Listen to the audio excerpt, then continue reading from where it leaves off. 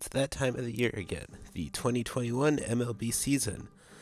And as once again, it is time to see if I can predict the season because it went so well last time. They will keep making the same mistake, and they won't even make the World Series in my eyes. We have all 30 teams, and I ranked them based on how likely I think they are to win the World Series and basically just how good they are in general. Starting at number 30. The Pirates may have finished dead last in their division last year, but they actually won it by being the only team that didn't get eliminated in the wild card, and they also got the first overall pick. They also did what they should have done last offseason, blow it all up.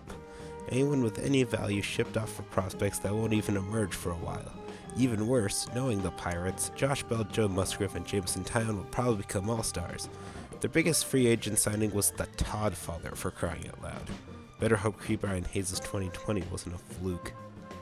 The Rangers and Pirates are the two worst teams, as 30 and 29 are more so 29A and 29B. Following a complete collapse of the Rangers, they have done absolutely almost nothing except trading Lance Lynn about a year too late. Aside from Joey Gallo, there isn't too much to look forward to even with 100% capacity for opening day, which means that there still won't be that many fans who care. See you at the trade deadline when you inevitably send Joey Gallo to the Yankees. People are saying that the Tigers are going to be better than we think, but I just don't get the hype. Yes, they have Tarik Skubal and Casey Mize, but I wasn't impressed by their debuts. I know it was with no minor league season, but if you were to tell me that they made the major league team to start the year, I would call them busts. At least they made your typical tanking team moves with one-year deals, probably to be moved at the deadline. The Orioles spent the offseason fleecing the Angels in trades and signing Freddie Galvis. Nothing much else, as there are a bunch of young guys trying to prove themselves. A minor league year should help them out with the prospect development with how good their system is starting to be. And they also have that Adley Rutschman kid who might come up soon. Otherwise, their only real big W of the offseason was getting fans back in Camden Yards. Kansas City had one of the more under-the-radar offseasons for a team in the midst of a rebuild. Carlos Santana for first base, Mike Minor for the rotation, Wade Davis and Greg Holland back in the bullpen, and World Series legend Michael A. Taylor. The biggest surprise was acquiring Andrew Benintendi, but he might fit well with this young team. But no, I still don't get why they haven't traded Whit Merrifield for a good prospect return yet. And the award for biggest losers of the offseason goes to, once again, the Colorado Rockies. I think that after trying to be competitive and utterly failing at it, that the Rockies would try and get more depth, but they did anything but.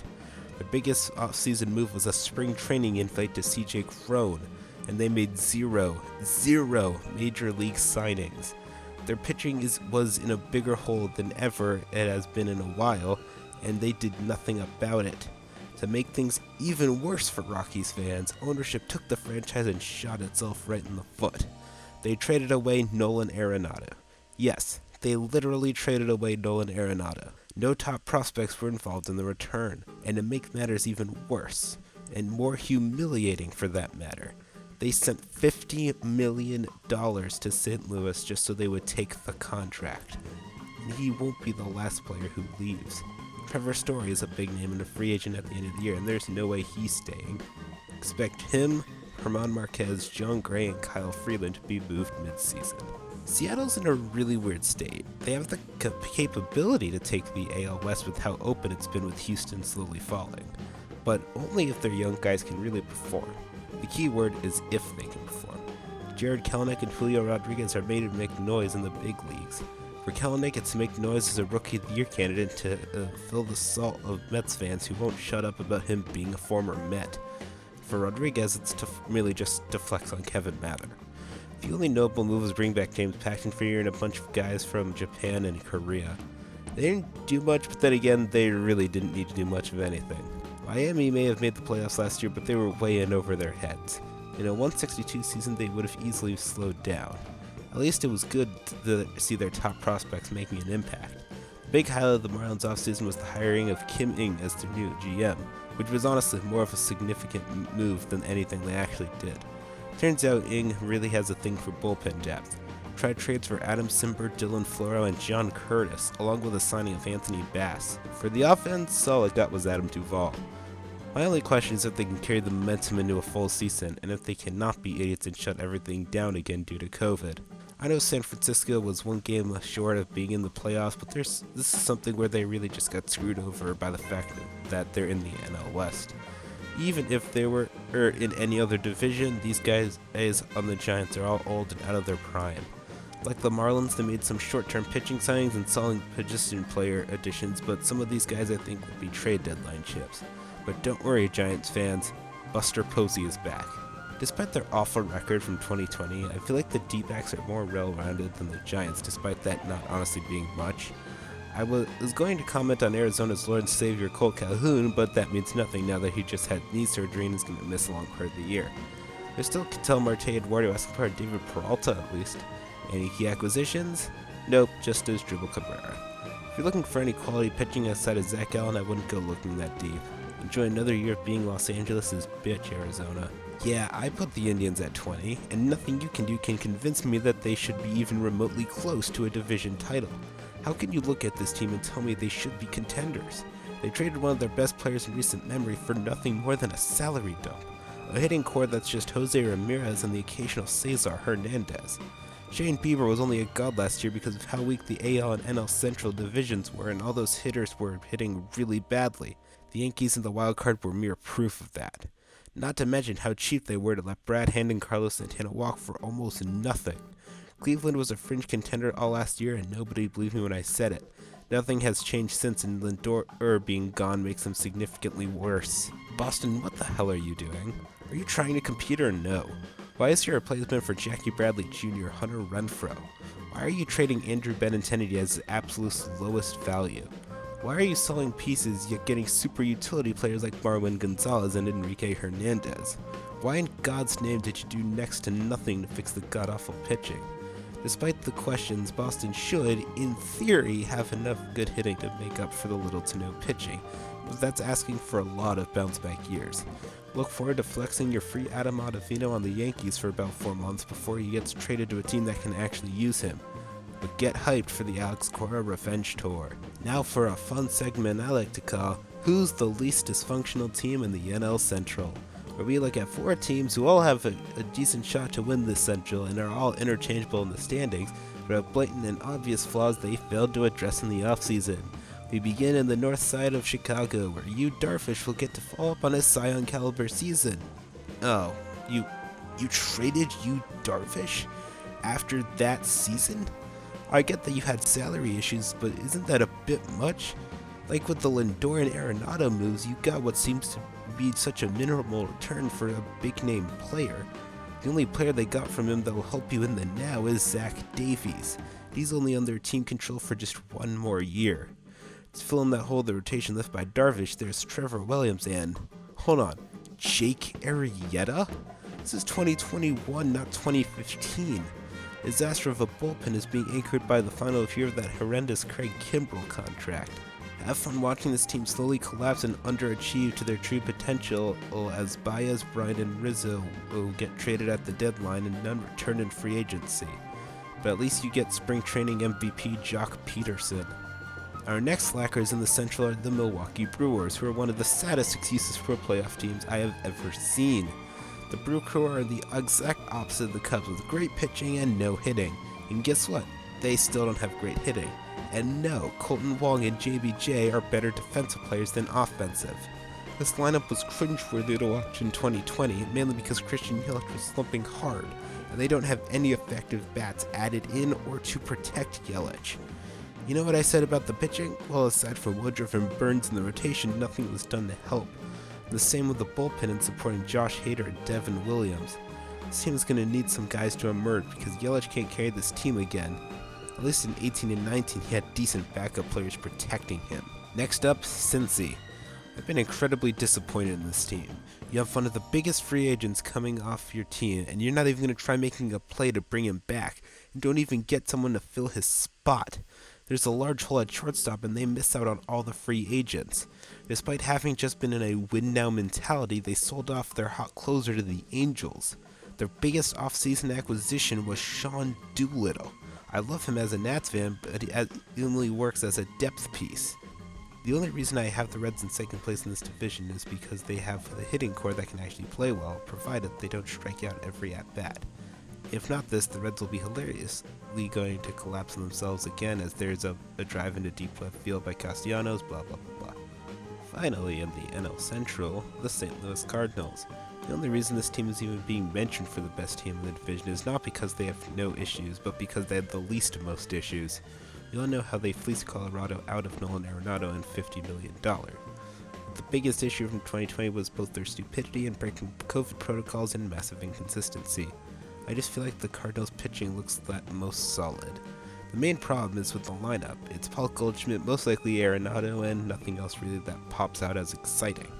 The pitching seems like it can be sneaky good, and especially that bullpen. It's just a matter of if they can. Aside from Arenado, they didn't bring anyone back except Wainwright, one of the most overrated players in baseball. Yachty is washed, but at least he'll get a final ride in front of fans this time.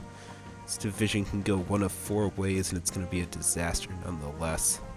I already know exactly how this season is going to go for this team. Hitting is going to be outstanding. Mike Trout is going to keep being one of the greatest players of all time. Anthony Rendon is going to keep making Nats fans question their ownership. David Fletcher is going to keep being a literal god. And new addition Jose Iglesias is going to make some epic web gems. And while that hitting core is going to do amazing things, it is immediately undone and ruined by the underwhelming pitching. You had one job, Anaheim, and you still weren't able to get high-quality pitchers. You got fleeced trading for Alex Cobb, for crying out loud, and Jose Quintana and Raisel Iglesias are better as depth pieces, not main pieces. At least they made some improvements, but they needed much more. One by one as pitchers signed, everyone knew the Angels were missing out. Kinda like how they'll probably miss out on the playoffs again. But then again, the AL West is wide open, so who knows. Just copy and paste what I said about the Angels and you get the Phillies. Outstanding offensive power undone by horrible pitching. They did make some good improvements with Archie Bradley, Jose Alvarado, and Brandon Kinsler. That's good. Now let's see how that starting rotation was bolstered. And there's nothing there. Bringing back Real Muto and Gregorius was a necessity if they wanted to go anywhere, and they were able to. Are you ready for another year of penny pinching ownership? Pissing off your fans and then somehow being a pesky and competitive group? Well, if all those answers are yes, it's time for another year of Oakland A's baseball. With more fan-favorite players leaving, it leaves the door wide open for the A's to do what they do best, bring in players past their primes and somehow turn back the clock, because ownership is cheap as hell to spend and maintaining what already was working. Fan-favorite Marcus Semien? Guess what, it's Elvis Andrus season. Lights-out closer Liam Hendricks? Who needs him when you can get Sergio Romo, Trevor Rosenthal, and Adam Kolarek? The inconsistent power bat of Chris Davis? Try the inconsistent power bat of Mitch Moreland. Using common facts and logic, the sheer fact that I'm making fun of these moves which shouldn't be that much of upgrades means that all these guys are going to be MVP candidates. Just as long as they can figure out the starting pitching and lineup, they can hit consistently. You might be wondering how or why I have Houston above Oakland. Well, you could honestly make a case for the Angels to win this division too, and while they did nothing to fill a massive hole that is George Springer fucking off to Canada, they do have a strong pool of great hitters. Even though they had it down years, everyone assumes that they were only good because of cheating. Bregman, Altuve, Correa, Gurriel, Brantley, and Tucker are all great hitters still. For their glaring weakness, it's pitching depth. No offense, but Zach Greinke isn't going to cut it as their ace anymore. Your best pitchers were Verlander and Valdez, and both are possibly out for the year. Signing Jake Odorizzi was a must, but it should be able to, theoretically, help. It feels weird to be somewhat rooting for them, but as a Nationals fan, I also have no real reason to be pissed off at them. Here's the part where I, as a Nats fan, try and convince you that this team is much better than you think they are. After a terrible 2020, this team hopes to actually use this as a proper championship celebration. The key this year, with many 2019 members leaving, is the Central Region All-Stars. Kyle Schwarber, Josh Bell, Brad Hand, Alex Avila, and John Lester, just what we need to fix the holes. Schwarber and Bell add high risk and high reward power to the lineup, but Soto and Trey Turner should surely help with that reward part. There's also the elite starting rotation with Max Scherzer, Steven Strasburg, and Patrick Corbin, now with Lester. And yes, those big three are better than the Yankees' big three. And that bullpen with Brad Hand, hopefully Tanner Rainey, Daniel Hudson, Kyle Finnegan, and Wander Suero all has potential to be heavily underrated. The problem for them is that they're in the NL East, and if they were in the NL Central, they would easily be the favorites to win it. There's a chance they can make the playoffs, but if it's not expanded, I don't see it happening. We're still the defending 162 champions, and I'd rather have our 2019 over LA's 2020, damn it. Here we have the 2020 recipients of I predicted them to win the World Series at the start of the season, and so now they are cursed award. Tampa deserves much more respect than they're getting. They had a very Tampa offseason though. While yes, they traded away Blake Snell, they're the only team that actually got a good return for their blockbuster move. They got players who can develop effectively. Example A being Luis Patino, who's one of the top pitching prospects in baseball who will probably become a god on the mound. They also turned that contract of Blake Snell into depth for Colin McHugh, Rich Hill, and Chris Archer. I have a feeling that last one was to keep trolling Pittsburgh for that trade. There's also the bullpen, which is still around 5 tiers above the next best one, and the hitting has basically not changed, but they're able to be 2 wins away, and Kevin Cash not being an idiot away from winning the World Series last year. I don't think they have what it takes this time, though. Like I predicted, they were much better built for a short season than a long one. North of the border, at least to start down in Florida, we have a team ready to make noise in the AL East. To go along with the core of Kevin Biggio, Bo Bichette, Vlad Jr., and Danny Jansen, they have big names in Marcus Semien, but most importantly, George Springer. Though, for being honest, the real biggest question with them is going to be the pitching. I'm not high on Nate Pearson as everyone because of what I saw of him last season, and the only proven starter is Hyunjin Ryu. Kirby Yates for the bullpen is a good pickup, but I don't see any other names. With how young their team is, I expect the minor league guys to come up and get a shot. I just think that they have the chance to be a strong team that just might be annoying for everyone else to face. I think they have the chance to be a strong team if they can click like they did last year, but we need way more than just Ryu in terms of pitching to actually step up. This team is pain. They had the perfect chance to end the whole no playoff wins narrative, and they still got swept by the goddamn Astros. That being said, they have won back-to-back divisions, so they're still going to be a force to be reckoned with. That offense is dangerous as ever with Nelson Cruz back, and Eddie Rosario is being replaced with Alex Kirilloff. You also get Max Kepler, Miguel Sano, new addition Andrelton Simmons, and a healthy Josh Donaldson along with a Byron Buxton. The biggest need was pitching, and I mean, they got some. They lost a bit of their best arms, but they managed to get something. Alex Colomé and Hansel Robles is the same as Trevor May or Sergio Robo and Matt Whistler, but they're arms, I guess. There's even J. Happ. To be honest, no one cares about this team until they can win a playoff game. It doesn't even have to be against the Yankees for crying out loud. There's also the issue of another team in your division almost being your equal and coming for blood. That team out for blood, the South Side Sox. I know I'm probably overrating this team more than I should be, but judging how predictions are all based on what's on paper, I have reasons to be excited. I like the hitting of Tim Anderson, Luis Robert, and Eloy Jimenez, AL MVP Jose Abreu, and Yasmani Grandal. Or returning Adam Eaton too, just cuz. And there's also prospects like Andrew Vaughn and Nick Madrigal that could also prove to be big X factors. What's also going to help is the revamped pitching staff, with Lucas Giolito and Dallas Keuchel leading the way with new addition Lance Lynn. Liam Hendricks and Michael Kopech are returning as well. The biggest challenge is going to be if they can stay consistent. It cost them a higher playoff seed in division last season, but I think they can do it this time. Now that I said that out loud, they're going to collapse and miss the playoffs. Had they not choked a 3-1 series lead, they probably would have had a great shot to win the World Series, but here we are. I think people would need to give this team more credit and more respect. Yes, they didn't do much in the offseason, but that's because they struck early and accomplished what they needed. Bringing back Marcell Ozuna was essential, and Charlie Morton is a great option to help the young starters. Their other big pickup was $11 million for Drew Smyly, and nothing to fix the bullpen arms that left. Well, that's going to be an issue.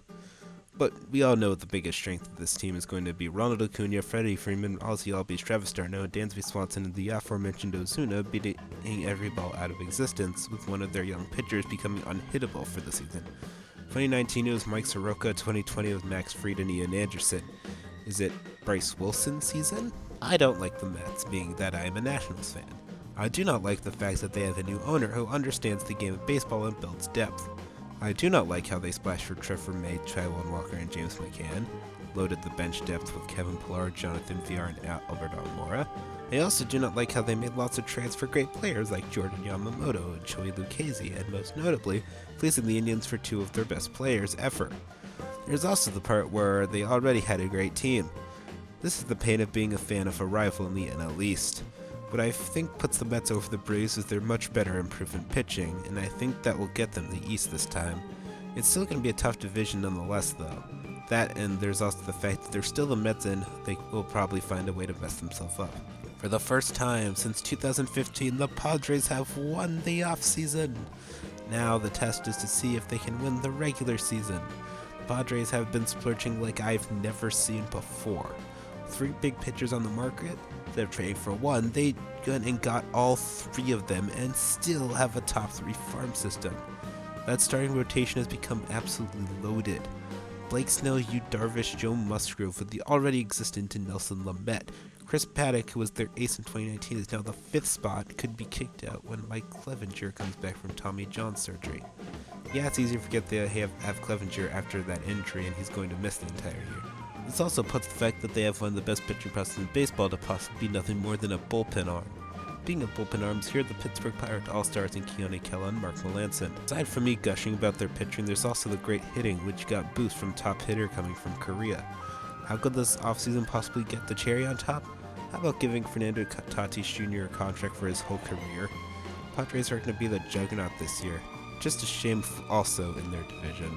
The Yankees are only the best team in the AL simply because of what I said earlier about them being on paper. The lineup can destroy anything in its path, and luckily they're able to bring back the anchor, that DJ LeMahieu. It's also Aaron Judge, Giancarlo Stanton, Gleyber Torres, Luke Voigt, Gary Sanchez, and Gio Urshela. But that wasn't going to be enough. Garrett Cole can't carry a pitching staff alone. Luis Severino didn't play last year due to Tommy John surgery, and Domingo Germán didn't play last year due to deservingly being suspended. They went with a high-risk, high-reward. Players who, knowing the Yankees, are going to pan out. Try Corey Kluber and Jamison Tyone, both off big injuries. They were also able to upgrade the bullpen by trading away Adam Ottavino for nothing and turning that cap space into Justin Wilson and Darren O'Day. Like every year, it's going to be World Series or nothing for the Yankees, and unfortunately, also like every year, it seems like the Yankees are favorites to do it. And finally, the number 1 team in the MLB, the defending World Series champions, the Dodgers. Congratulations, Dodgers. It took you a shortened season, a team to blow a 3-1 lead in a series you should have lost, and Kevin Cash's stupidity to win the World Series. Now, can they do it in 2021? Well, they have the best shot at it. Everything on the team is absolutely loaded. Hitting, starting pitching, relief pitching, they have strengths with little to no weakness at every corner. How we make this even more strong? Try having Trevor Bauer on a massive deal for more than no other reason than because sure, why not? I'm not going to spend much more time on them because we all know who they are and what they can do. Just try not to find a way to fail and choke this year, because you will never hear the end of it if that happens. Now for the fun part, awards! For the MVPs, I'm taking the safe route and picking Aaron Judge and Juan Soto. Rookie of the Years, I'm saying Jared Kelenic and Ke'Bryan Hayes. Cy Youngs, Tyler Glasnow and Walker Buehler. Manager of the Years, I'm going Charlie Montoyo and Chase Tingler. And then finally, relief pitchers of the year, I'm picking Nick Anderson and my boy, Tanner Rainey. For the playoff picture, in the AL, it'll be Yankees and Astros and White Sox as the division winners, with the Twins and Blue Jays as the wild cards. For the NL, the division winners would be Dodgers, Cardinals, and Mets, with the wild cards being the Braves and the Padres. For the World Series matchup, I'm going with the White Sox versus the Dodgers, and I have the Dodgers winning back-to-back World Series championships. But knowing my luck, since I have officially predicted the Dodgers to win the World Series, and I have it out there, they are going to find a way to lose in the first round.